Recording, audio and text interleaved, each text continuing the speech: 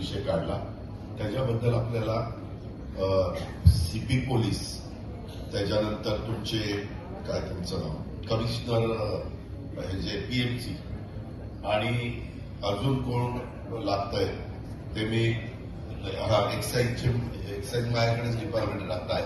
त्याच्यामुळे एक्साईजची तुम्ही काळजी करू नका. मी एक्साईजचे सगळे प्रश्न नागरिकांना त्रास होणार नाही अशा पद्धतीनं त्या ठिकाणी सोडून देईल.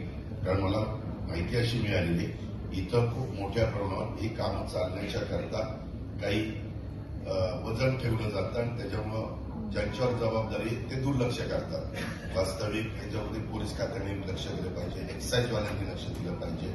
मी जरी एक्साईज मिनिस्टर असलो तरी मी त्या ठिकाणी सांगतो आणि मी तिथला गार्डियन मिनिस्टर असल्यामुळं मी त्यांना सांगेन की अचानक रात्री 12-1ला तिथं जाईल आणि जर का दिसलं तर माझ्याशी गाठ आहे. अशा पद्धतीने मी एसपी आणि त्याच्या खालच्या टीमला सांगेन. तुम्हाला याच्यात मी पुशारकी मारत नाही, पण निश्चितपणे काही ना काही बदल झालेला त्या ठिकाणी पाहायला मिळेल.